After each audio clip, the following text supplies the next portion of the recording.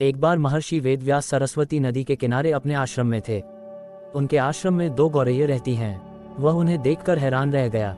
उसने देखा कि युवा पक्षी अभी अभी घोंसले से बाहर आए हैं और उनके पास अब एक दूसरे को खिलाने के लिए चोंच नहीं थी।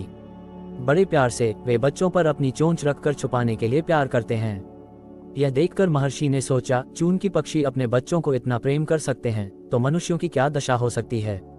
ये लोग केवल उनसे कृपा प्राप्त करने की इच्छा से अपने बच्चों की देखभाल करते हैं। फिर उसके मन में विचार आया, कहा जाता है कि निसंतान व्यक्ति नीच होता है और मन के सुख को नहीं जानता। इस प्रकार बहुत देर तक सोचने के बाद वह मंदराचल पहाड़ी के निकट संतान खरीदने के विषय में सोचने लगा।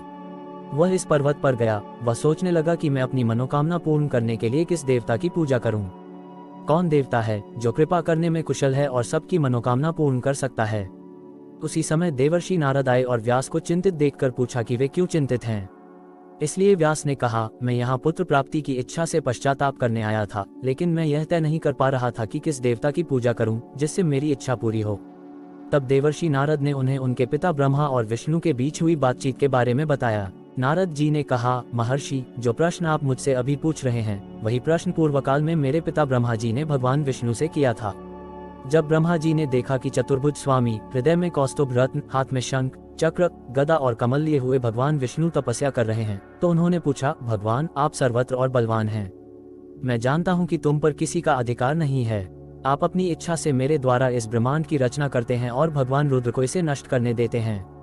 जब आप सर्वशक्तिमान हैं, सर्वव्यापी हैं, तो आप किस भगवान की पूजा करते हैं? मुझे नहीं लगता कि आपके ऊपर कोई और भगवान है। कृपया मुझे बताएं कि आप पूरे मन से किसकी पूजा करते हैं। सूर्योदय, वायु की गति, मेघों की वर्षा, ज्वाला सब आपके मन पर निर्भर है और शास्त्र कहते हैं कि आप परम ब्रह्म हैं। मुझे यह देखकर आश्चर्य होता है कि आप योग में बैठे हुए किसी का ध्यान कर रहे हैं। इसलिए प्रभु कृपया मुझे बताएं कि आप किसका ध्यान कर रहे हैं। ब्रह्मा जी की ये बातें सुनकर विष्णु ने कहा, ब्रह्मा, ध्यान से सुनो और मैं अपने मन की बात कहूंगा। संसार में देवता, दैत्य और मनुष्य जानते हैं कि आप रचते हैं। मैं समर्थन करता हूं कि रुद्र संहार करते हैं, परंतु वेदों को जानने वाले लोग अपनी बुद्धि से यह सिद्ध कर देते हैं कि सृष्टि, पालन पोषण और संहार करने की शक्ति देवी ही है और वही परम देवता है।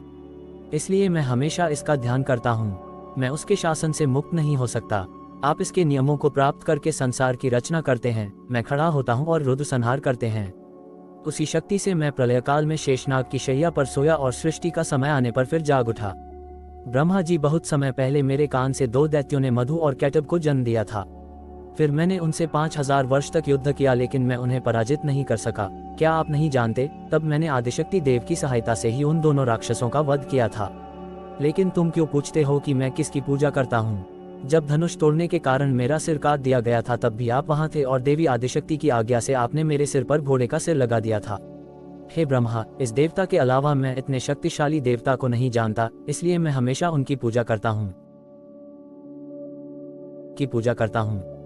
नारद जी ने महर्षि वेदव्यास को बताया यह वार्तालाप जो उनके पिता ब्रह्मा और विष्णु के बीच हुआ था। भगवान विष्णु के कथन से पता चलता है कि देवी आदिशक्ति संसार में सब कुछ दे सकती हैं और विवेकशील लोगों की सभी इच्छाओं को पूरा कर सकती हैं। इसलिए संतान प्राप्ति की इच्छा को पूरा करने के लिए आप इस देवी की पूजा करें। देखने के लिए धन्यवाद। हिंदू भक्ति और आध्यात्मिकता पर अधिक वीडियो के लिए हमारे चैनल को सब्सक्राइब करना न भूलें। हमें उम्मीद है कि आपको वीडियो जानकारीपूर्ण और प्रेरक लगा होगा। वीडियो को लाइक और अपने दोस्तों और परिवार के साथ शेयर करना न भूलें। ओम नमः शिवाय।